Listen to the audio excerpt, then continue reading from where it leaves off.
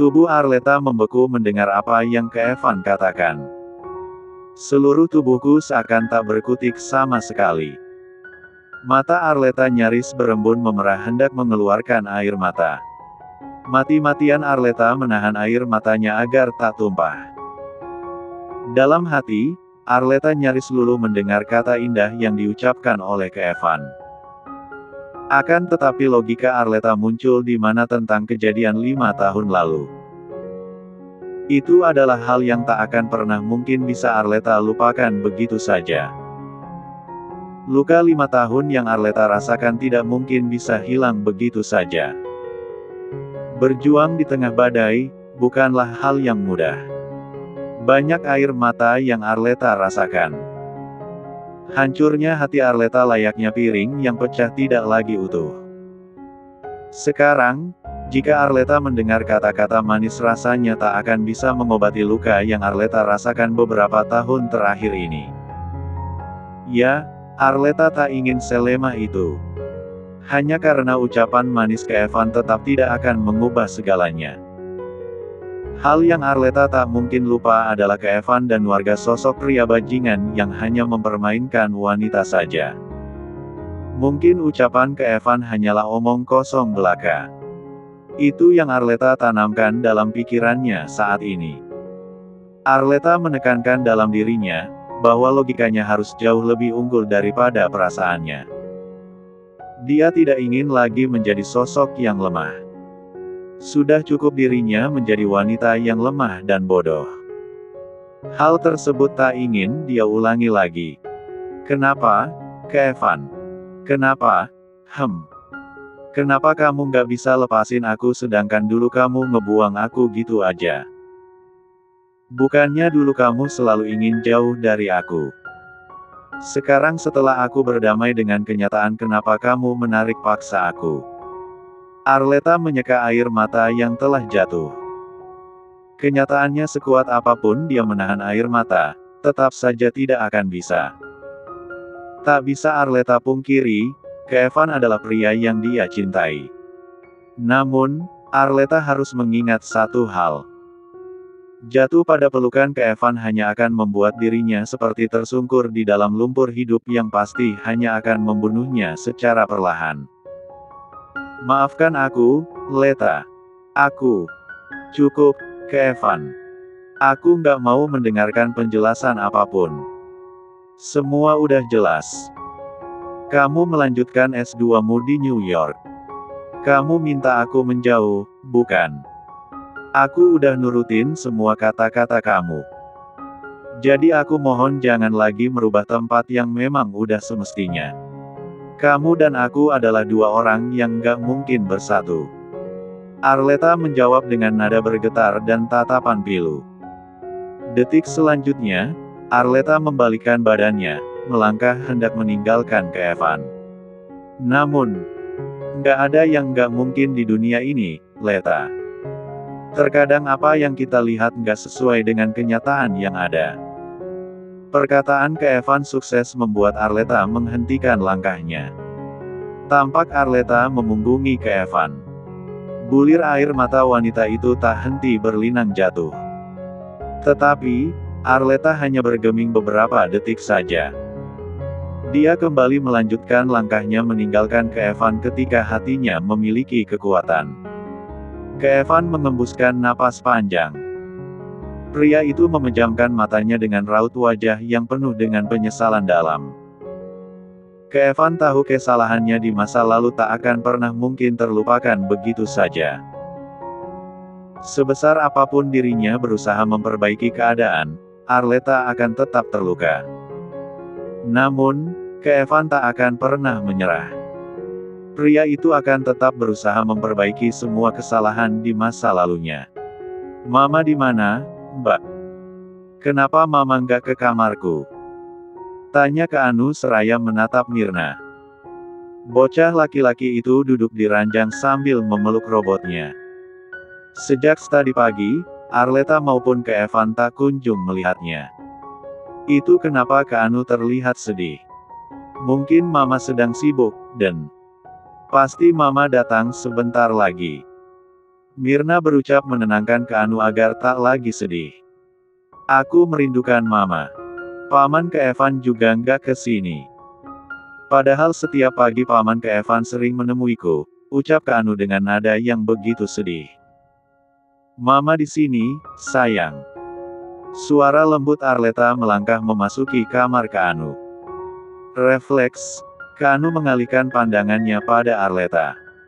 Tampak bocah laki-laki itu begitu bahagia kala melihat Arleta mendekat padanya. Mama. Keanu segera memeluk erat Arleta. Pun Arleta membalas pelukan Keanu seraya mengecupi puncak kepala putranya itu. Tepat dikala Arleta sudah berada di dekat Keanu, pengasuh segera pamit undur diri dari hadapan Arleta. Maaf Mama baru datang. Tadi pagi ada yang harus Mama kerjakan, jawab Arleta sambil mengurai pelukannya. Lantas wanita itu membelai pipi bulat Keanu. Keanu nggak marah sama Mama, kan? Tanyanya hangat dan penuh kasih sayang. Enggak, Ma. Keanu nggak marah. Tapi Keanu ingin tahu kenapa Mama dan Paman Keevan tadi malam bertengkar. Tanya Keanu polos seraya menatap Arleta. Mata bocah laki-laki itu mengerjap beberapa kali. Arleta menghela napas dalam. Tadi malam memang Keanu melihat dirinya dan Keevan berdebat. Tak heran jika sekarang Keanu menanyakan tentang hal itu. Sungguh, Arleta tak pernah ingin kejadian ini. Kejadian di mana Keanu melihat dirinya dan Keevan berdebat. Ma. Panggil Keanu kala Arleta masih hanya diam, dan tak sama sekali menjawab pertanyaannya. Arleta tersenyum hangat. Wanita itu menangkup kedua pipi Keanu dan memberikan kecupan bertubi-tubi di seluruh wajah putranya itu. Mama nggak bertengkar. Mama hanya sedikit berselisih pendapat aja sama Paman Keevan, Nak. Tapi Mama dan Paman Keevan nggak bertengkar. Keanu nggak usah pikirin, ya. Mama dan Paman Keevan baik-baik aja kok. Meskipun Arleta sedang bertengkar dengan Keevan, tapi dia tidak ingin Keevan menjadi buruk di mata Keanu. Sebenarnya, bisa saja Arleta mengatakan pada Keanu bahwa Keevan bukan orang baik, tapi Arleta tidak bisa mengatakan hal itu. Hatinya tidak bisa melakukan sejahat itu. Jadi Mama dan Paman Keevan gak bertengkar, iya. Ulang Keanu memastikan. Nadanya polos. Matanya mengerjap beberapa kali menatap Arleta. Arleta mengangguk yakin. Iya, sayang. Ya udah sekarang Keanu istirahat. Ini udah waktunya Keanu tidur siang. Tadi Keanu udah belajar kan? Udah, Ma.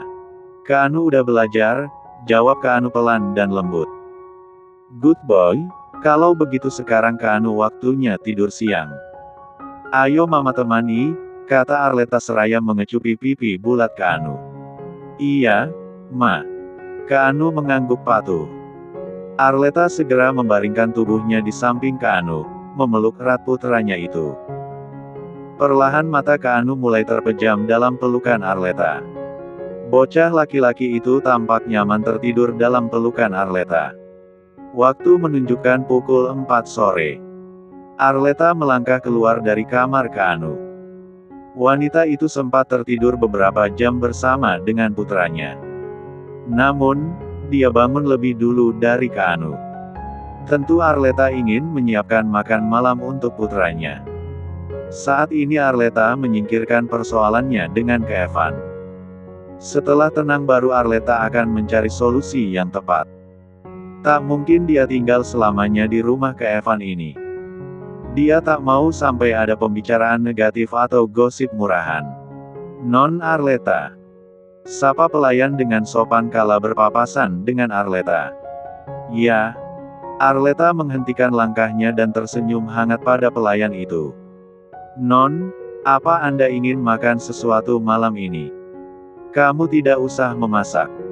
Biar aku saja yang memasak. Maaf, Non. Tadi sebelum Pak Keevan pergi, beliau meminta Anda untuk lebih banyak istirahat. Biarkan saya saja yang masak, Non. Keevan pergi. Raut wajah Arleta berubah kala mendengar sang pelayan mengatakan ke Evan pergi. Sorot mata Arleta begitu serius, dan menatap pelayan itu tersirat penuh tuntutan. Sang pelayan menganggukkan kepalanya. Benar, Non. Pak Evan pergi, tapi beliau tidak memberitahukan ingin pergi kemana. Arleta terdiam beberapa saat. Ya udah, tolong kamu siapkan ikan bakar dan ayam teriyaki untuk makan malam nanti. Baik, Non, saya akan segera siapkan. Kalau begitu saya permisi. Sang pelayan menundukkan kepalanya, lalu pamit undur diri dari hadapan Arleta. Arleta kembali terdiam. Benaknya memikirkan kemana ke Evan pergi. Namun, dia segera menepis semua yang ada di pikirannya. Dia tak berhak tahu kemana ke Evan pergi. Arleta hendak meninggalkan tempat itu. Akan tetapi langkah Arleta kembali terhenti kala sesuatu muncul dalam benaknya. Sesuatu hal yang membuat hati dan pikirannya tak tenang. Tampak Arleta berpikir dengan sorot matanya seperti menyimpan jutaan rasa ingin tahu. Entah keberanian dari mana Arleta melangkah menuju kamar ke Evan. Selama ini belum pernah satu kali pun Arleta menyentuh barang-barang pribadi ke Evan. Tadi malam Arleta hanya sekedar membantu ke Evan membaringkan tubuh di ranjang. Pria itu mabuk cukup parah sampai membuat Arleta mau tidak mau harus menolongnya.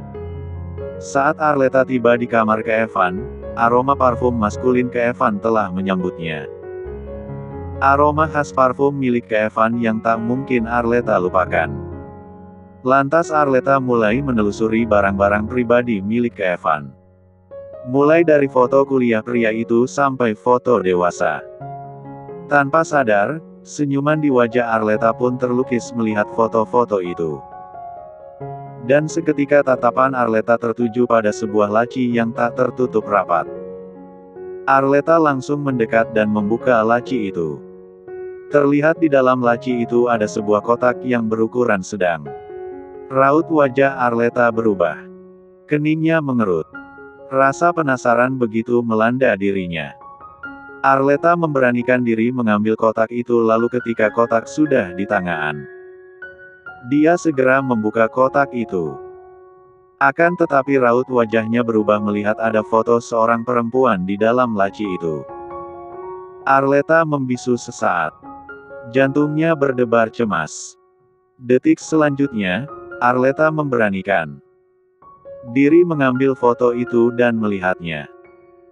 Namun tiba-tiba mata Arleta terbelakang terkejut melihat sosok wanita yang memiliki paras mirip dengannya. Hanya saja wanita itu memiliki rambut berwarna hitam legam tidak seperti dirinya yang memiliki rambut berwarna coklat. Arleta yakin ini tentu sosok perempuan itu bukanlah dirinya. Tubuh Arleta membeku. Darah seperti nyaris berhenti mengalir di tubuhnya. Sang pemilik wajah di foto itu begitu mirip dengannya.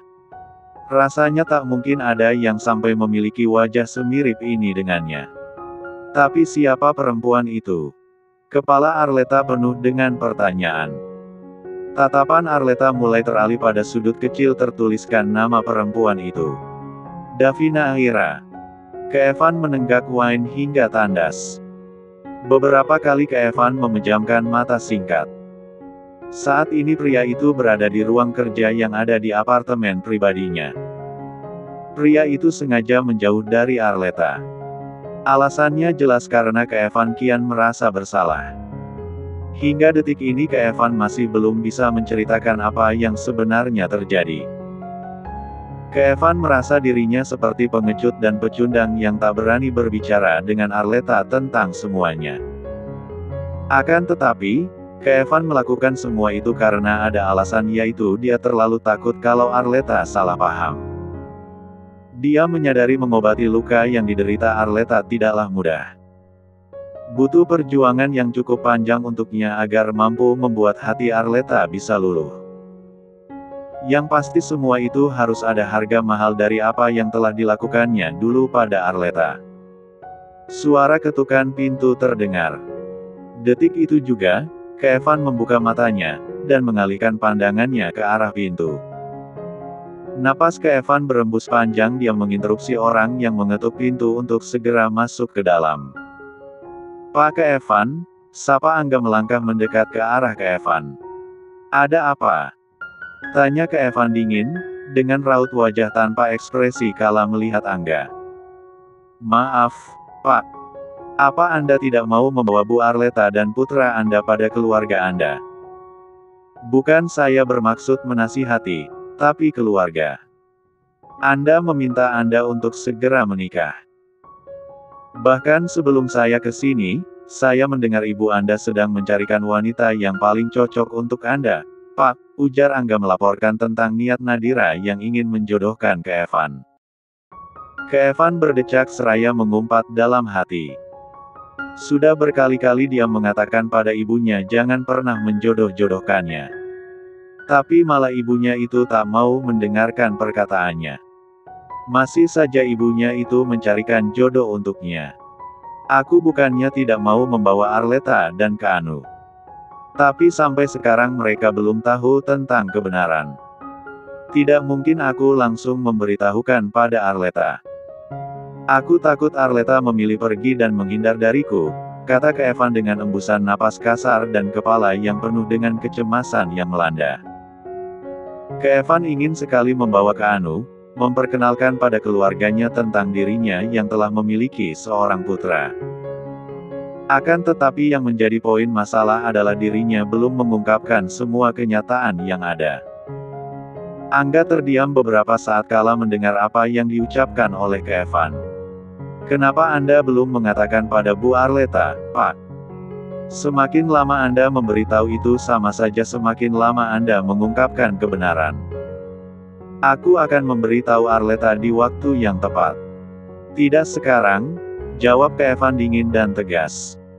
Sorot mata lurus ke depan.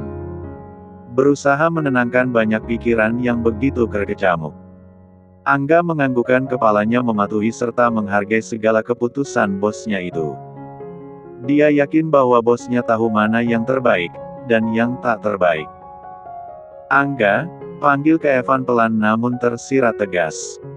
"Iya, Pak," jawab Angga sopan. "Besok aku ingin ke makam Davina." "Kosongkan jadwalku besok," tukas Evan datar. "Anda ingin ke makam Non Davina, Pak?" ulang Angga memastikan. Selama ini Angga tak pernah lagi membicarakan tentang Davina Aira, lebih tepatnya memang Angga tak tahu banyak. Pasalnya Angga baru saja bekerja dengan Evan sekitar 7 tahun lamanya. Sedangkan kepergian Davina sudah lebih dari 10 tahun.